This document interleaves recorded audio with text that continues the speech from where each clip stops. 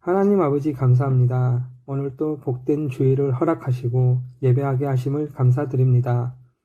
코로나19로 인하여 온라인으로 예배를 드리지만 친구들이 예배에 집중하게 해주시고 이 예배를 통하여서 하나님 영광 받으시길 원합니다.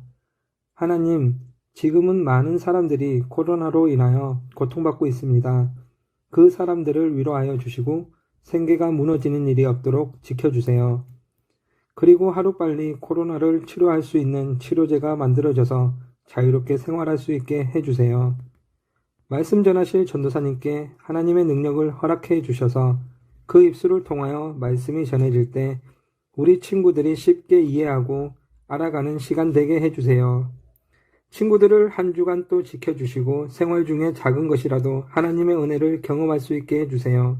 예배를 위하여 수고한 손길 가운데 복 주시고 모든 친구들이 한자리에 모여 예배하는 그날을 사모하며 이 모든 말씀 예수님의 이름으로 기도드립니다. 아멘. 오늘 말씀의 제목은 기쁨의 이유입니다.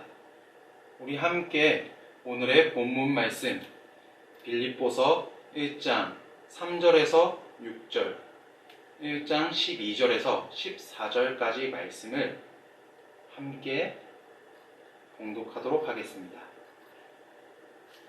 내가 너희를 생각할 때마다 나의 하나님께 감사하며 간구할 때마다 너희 무리를 위하여 기쁨으로 항상 간구함은 너희가 첫날부터 이제까지 복음을 위한 일에 참여하고 있기 때문이라. 너희 안에서 착한 일을 시작하신 이가 그리스도 예수의 날까지 이루실 줄을 우리는 확신하노라. 형제들아, 내가 당한 일이 도리어 복음 전파의 진전이 된 줄을 너희가 알기를 원하노라. 이러므로 나의 매임이 그리스도 안에서 모든 시위대 안과 밖에 모든 사람에게 나타났으니 형제 중 다수가 나의 매임으로 말미암아 주 안에서 신뢰함으로 겁 없이 하나님의 말씀을 더욱 담대히 전하게 되었느니라. 아멘. 오늘의 달달 말씀은 빌립보서 1장 29절 말씀입니다. 다 함께 큰 소리로 외쳐보도록 하겠습니다. 그리스도를 위하여 너희에게 은혜를 주신 것은 다만 그를 믿을 뿐 아니라 또한 그를 위하여 고난도 받게 하려 하심이라. 아멘. 전도사님이 퀴즈를 한 개 낼 거예요. 힌트 3가지를 끝까지 보고 떠오르는 답을 맞추면 돼요. 힌트 첫 번째는 운동화예요. 편한 운동화를 신고 이것을 할 수 있어요. 힌트 두 번째는 물이에요. 응원을 하는 사람들은 시원한 물을 준비해서 이것을 하는 사람을 도와줘요. 힌트 세 번째는 지도예요. 지도에는 42.195km라고 적혀 있어요. 이 먼 거리를 달리게 되면 이것을 성공한 거예요. 친구들, 편한 운동화를 신고 물을 마시면서 42.195km 먼 거리를 빨간 선을 따라 달려야 하는 것. 이것은 바로 마라톤이에요. 저학년부 친구들은 마라톤 경주를 본 적 있나요? 마라톤 선수는 혼자 힘으로 그 먼 거리를 달리는 것 같지만 사실 마라톤 경주 중인 선수들을 도와주는 사람들이 있어요. 달리기 속도 조절을 잘 할 수 있도록 도와주는 사람도 있고 중간중간마다 물을 마실 수 있도록 준비해주는 사람도 있어요. 그리고 무엇보다 선수들이 잘 달릴 수 있도록 응원해주는 사람들이 있죠.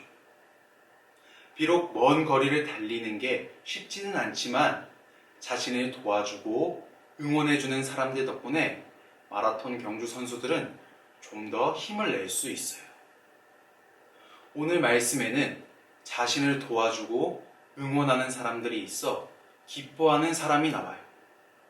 기뻐하는 사람, 그 사람은 바로 바울이에요. 바울은 예수님을 만난 날부터 쭉 예수님을 전하며 살았어요. 복음을 전하고 전하다가 결국 로마에서 군인이 지키는 집에 갇혀버리고 말았죠. 그러나 바울은 좌절하지 않고 그곳에서 복음을 전하며 여러 교회들을 위해 편지를 썼어요.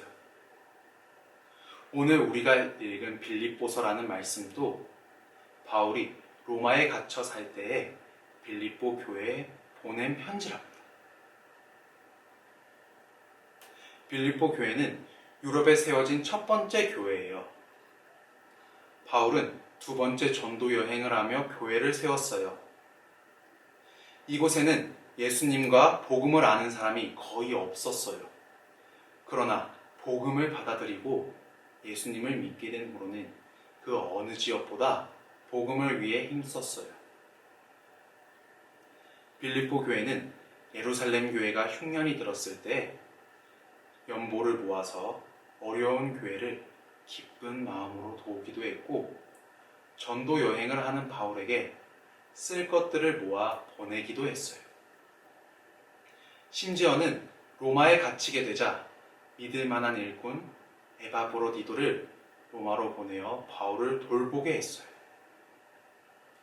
그래서 바울은 이렇게 편지했어요. 다 함께 말씀을 읽어볼까요? 나는 여러분을 생각할 때마다 나의 하나님께 감사를 드립니다.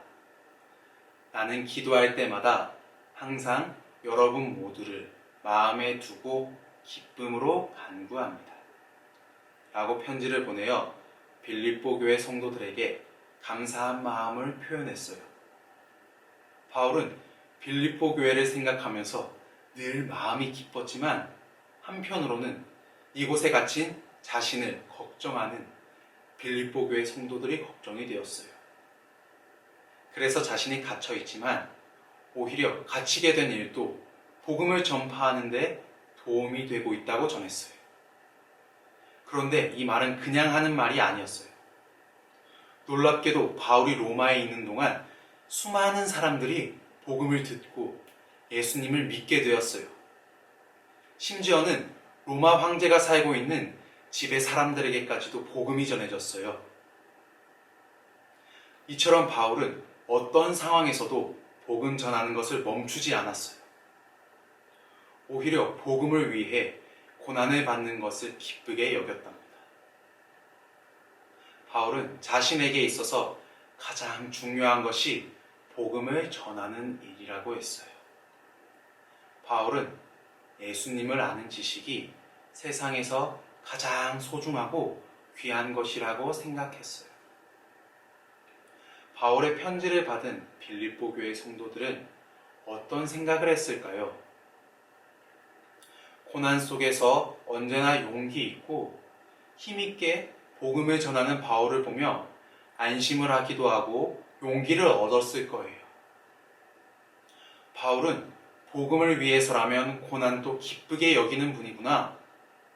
우리도 복음을 위해서 고난도 기쁘게 여겨야지. 어떤 어려움이 와도 복음 전하는 걸 멈추지 말아야지 하고 말이에요. 사랑하는 저학년부 친구들, 오늘 말씀을 들으며 어떤 생각이 드나요? 바울의 이야기를 들으면서 나도 복음 전하는 것을 기쁘게 여겨야지. 어떤 상황에서도 복음 전하는 것을 멈추지 말아야지. 라는 생각이 드나요? 바울처럼 예수님을 아는 지식을 가장 소중한 것으로 여기고 복음을 위해서라면 고난도 기뻐할 수 있는 성숙한 예수님의 사람으로 자라기를 기도합니다. 이제 다 함께 두 손 모으고 두 눈 감고 기도드리겠습니다.